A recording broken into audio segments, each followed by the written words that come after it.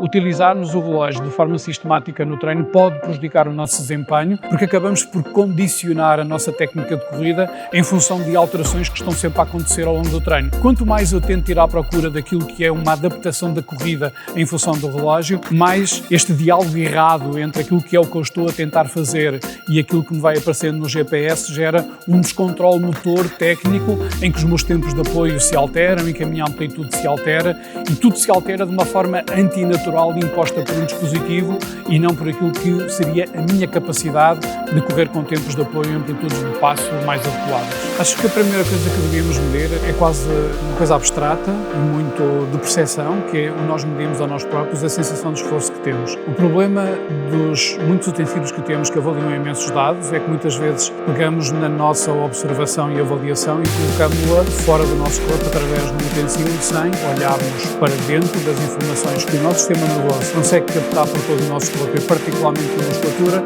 e só depois olhar para o resto. Eu não digo que seja marketing do resto, mas obviamente as empresas têm uma concorrência brutal atualmente em relação a parâmetros que cada uma das empresas consegue colocar nos sistemas de avaliação, o que leva a que muitas vezes, muitas das informações ou muitos dos dados não seriam de facto importantes. A frequência cardíaca é importante numa perspectiva mais de avaliação longitudinal no tempo, não no imediatismo em relação àquela sessão de treino, para percebermos se há impactos de variação somadas ao longo do tempo. E depois temos outras medições que têm a ver com velocidade, com volumes, com até questões mecânicas do número de apoios que demos, da amplitude de passo que alguns utensílios tentam estimar. No meio de tudo isto, acho que o importante é sermos simples na apreciação e irmos só buscar, ponto a ponto, alguns pequenos parâmetros que nos possam ajudar na interpretação que fazemos do nosso próprio corpo. Fazer um teste linear anaeróbio é algo que não está acessível a todos e basicamente o teste linear anaeróbio, através das concentrações de lactato, que é a forma mais fácil e mais operacional e se calhar mais ótima de o fazer, permite-nos perceber diferentes faixas de intensidade, porque quando estou abaixo do limiar anaeróbio estarei a trabalhar numa área em que estou a recrutar prioritariamente fibras lentas e eu sei que essa intensidade é uma intensidade ótima para determinado tipo de adaptações e quando passo no limiar anaeróbio eu passo a recrutar de uma forma crescente maior quantidade de fibras de contração rápida e aumentar exponencialmente as concentrações de lactato no sangue. Ao fim e ao cabo, eu fico a identificar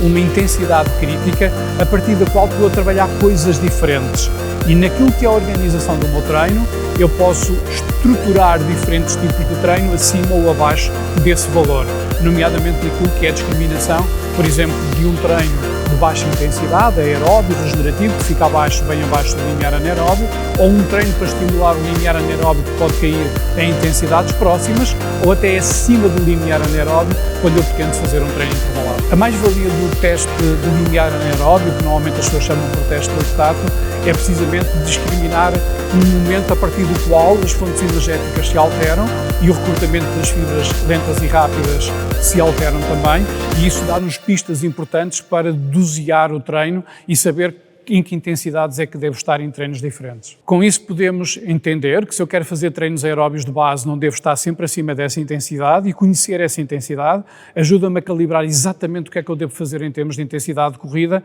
para não estar, por exemplo, a correr acima daquilo que eu deveria estar a correr e estar nos paces certos para criar as adaptações certas. Por isso ajuda-me de alguma forma,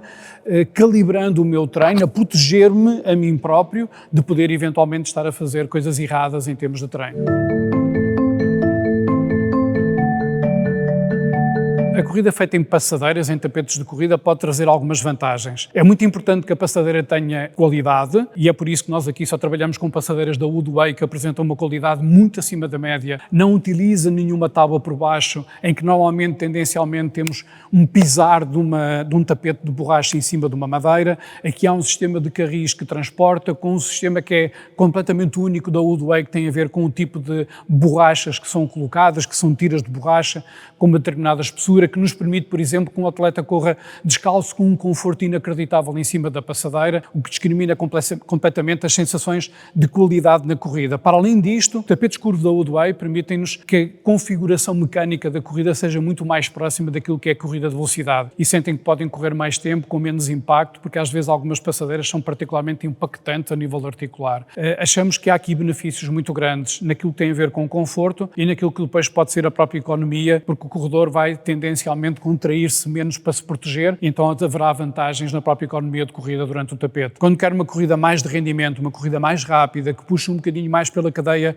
muscular posterior, da parte posterior do nosso corpo, em que o ciclo do passo seja mais acentuado e o tempo de apoio alterado, utilizamos corridas curvas mais rápidas e principalmente em jovens é particularmente importante porque configuramos melhorias na capacidade de correr. Quando queremos treinos mais volumosos, mais contínuos, mais prolongados, onde há um outro tipo de controle da velocidade, o chegar ao tapete normal e colocar uma velocidade certa e o atleta não ter que reproduzir mentalmente o esforço para correr naquele pace e saber que está a correr no pace certo durante aquela sessão de treino, ajuda também o atleta em algumas sessões de treino, isto para além das questões de que, estando mau tempo, conseguimos colocar o atleta a correr no tapete e a ter o máximo proveito, fugindo de condições climatéricas que por vezes iriam prejudicar muito a sessão de treino.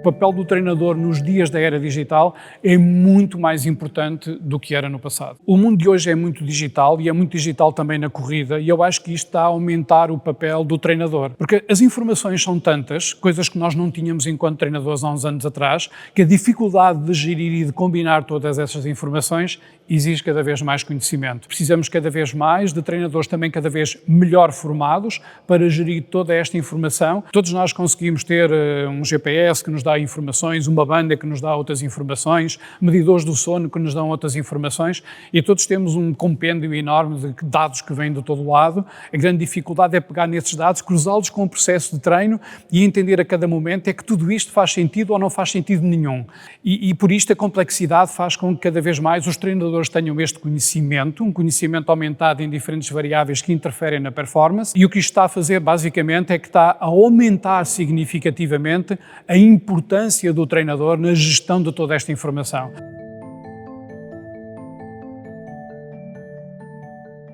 Os jovens são cada vez mais absorvidos com imensas coisas que lhes vêm todos os dias, através particularmente de telemóveis, de iPads, de computadores, de jogos, de uma quantidade enorme de atratividades que lhe entram pelo cérebro e que puxam por eles para se vincularem a essas atividades, que os prendem com uma vida mais inativa, socialmente menos enriquecida. O que o desporto pode fazer, e particularmente nós com a corrida sentimos muito isso, é conectar o praticante com uma prática que se liga a ele próprio, em que ele tem o desígnio de se aperfeiçoar para poder ter melhor rendimento e para isso temos que ter imensa partilha de informação com eles, imensa partilha de dados quantitativos do treino, cruzar o treino com dados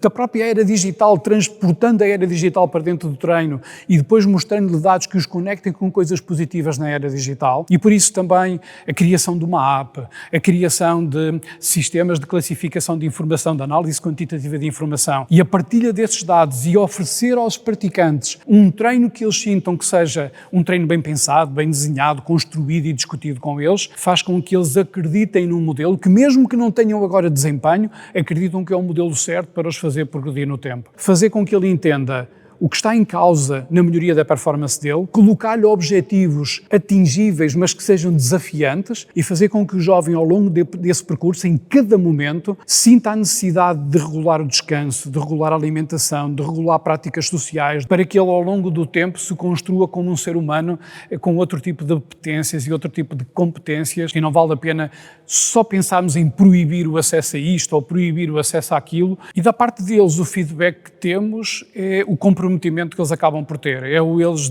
dizerem que precisam de fazer isto ou precisam de fazer aquilo ou que se revêem ou que querem, é eles próprios muitas vezes serem agentes da definição dos objetivos deles próprios, é eles virem e dizerem eu quero mais, eu estou disponível para fazer isto, eu a partir de agora, a partir das 10 da noite vou desligar o telemóvel, agora vou ter cuidados alimentares, é entendermos que os hábitos de vida mudaram completamente e quando os hábitos de vida mudam da forma que nós vamos sentindo, uau! estamos a ter o impacto que nós desejamos. Por isso, não vale a pena ter só meias palavras e dizer que querem ou que não querem, porque quererem ser atletas, todos querem ser. É identificarmos através de atos naquilo que é a alteração dos estilos de vida dos jovens, entenderem que nós estamos a cumprir o nosso desígnio, que é transformar a vida deles na forma positiva e da forma que nós achamos que é melhor e que eles vão entendendo também que é a melhor forma de eles conduzirem a sua vida pessoal.